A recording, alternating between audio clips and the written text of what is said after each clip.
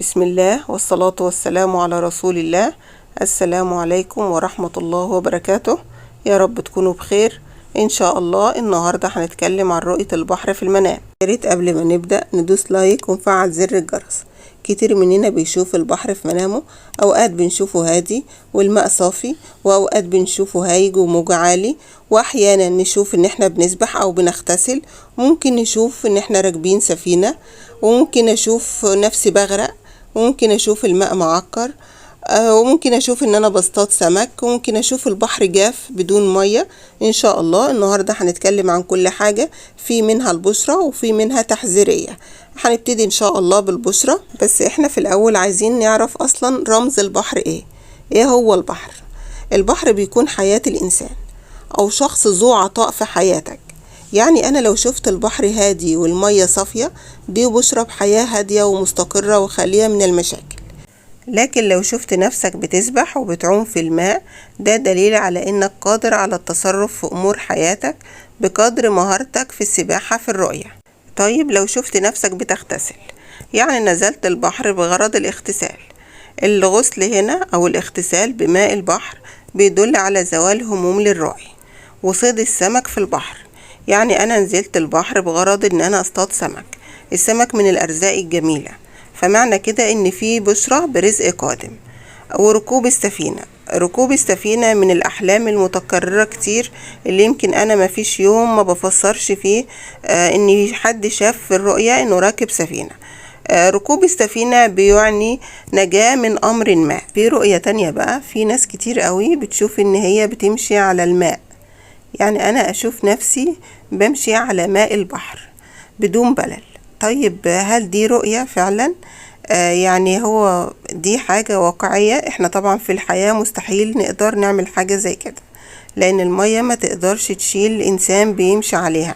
انت لو مشيت هتغرق، دي حاجات خارقة. فطبعا احنا في الرؤية بنقدر نحدد إن كان الحلم ده خيال أو ده كانت رؤية.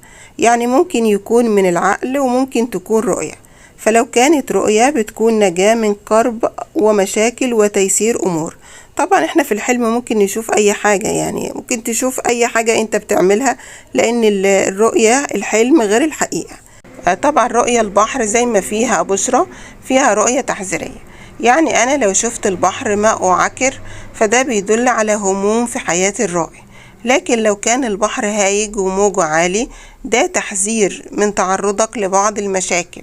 ممكن تكون المشاكل دي من شخص له مكانة وسلطة في حياتك، يعني ممكن يكون صاحب الشغل أو أكتر شخص بيمدك بالعطاء، فده بيكون مشكلة معاه.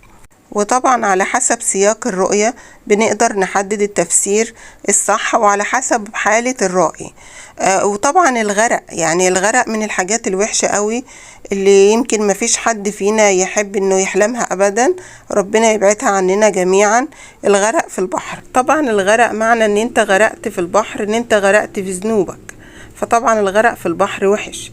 ده بيدل على ذنب ومتاعب ومشاكل في حياتك، طبعا بتكون نتيجة لذنب انت ارتكبته، وعليك التقرب من الله عز وجل.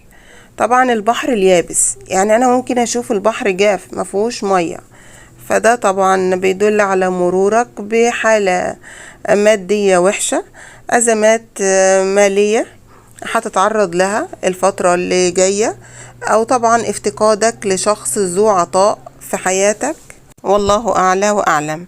ان شاء الله عايزين نجمع احلامنا. انا الاحلام اللي بتتكتب لي في الكومنتات انا بفسرها اول باول، فاحنا عايزين نجمع الاحلام دي ونطلع يوم لايف مع بعض، عشان لو حد فيكم عنده اي استفسار او عنده اي حلم تاني نقدر نفيد بعض ونستفاد اكتر ونكونوا موجودين. والسلام عليكم ورحمة الله وبركاته.